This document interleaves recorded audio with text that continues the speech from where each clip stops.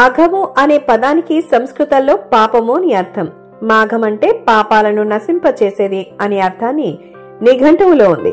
అందుకే మనకున్న మాసాలలో మాఘమాసం విశిష్టతను సంతరించుకుంది.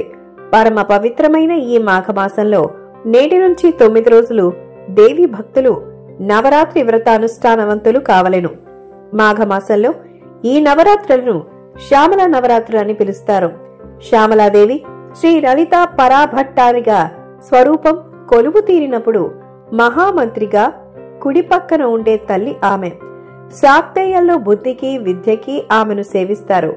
ఆమెను సేవించడం ద్వారా అనితర సాధ్యమైన సాహిత్యం, తెలివి, జ్ఞాన సముపార్జన సిద్ధించగలవు. సాక్షాత్తు శ్రీ శ్యామలాదేవినే శ్రీ సుఖశ్యామలగా, శ్రీ వేణుశ్యామలగా, శ్రీ వీణశ్యామలగా, శ్రీ లఘుశ్యామల ఇలా వివిధ మంత్రాలతో విశేష ఉపాసనా కాలాన్నే శ్యామల నవరాత్రులు అంటారు. దేవి తన భక్తులకు ఆరోగ్యం, శ్రేయస్సు, సంపద, ఆనందం, జ్ఞానం మరియు సానుకూల శక్తులను ప్రసాదిస్తుంది.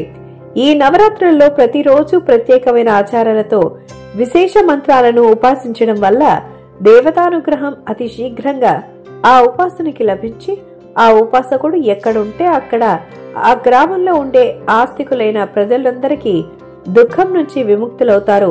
గుప్త నవరాత్రి అన్ని రకాల భయాలను మరియు ఆందోళనను తగ్గిస్తుంది. తద్వారా భక్తులు గొప్ప విశ్వాసాన్ని పొందుతారు. రహస్య నవరాత్రి సమయంలో శక్తివంతమైన శ్రీ శ్యామలాదేవిని పఠించడం వలన అన్ని రకాల చెడు మరియు ప్రతికూల శక్తులను పారద్రోలుతుంది. అలాగే భక్తులు భయం మరియు ఒత్తిడి లేకుండా చేస్తుంది.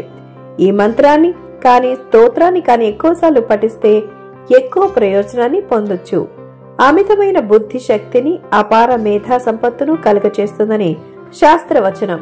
గుప్త నవరాత్రులలో నిర్దిష్టమైన జప, పారాయణాది అనుష్ఠానముచ్చే మంత్రసిద్ధి కలిగి సాధకుని కోరికలను తీర్చుకోవచ్చు.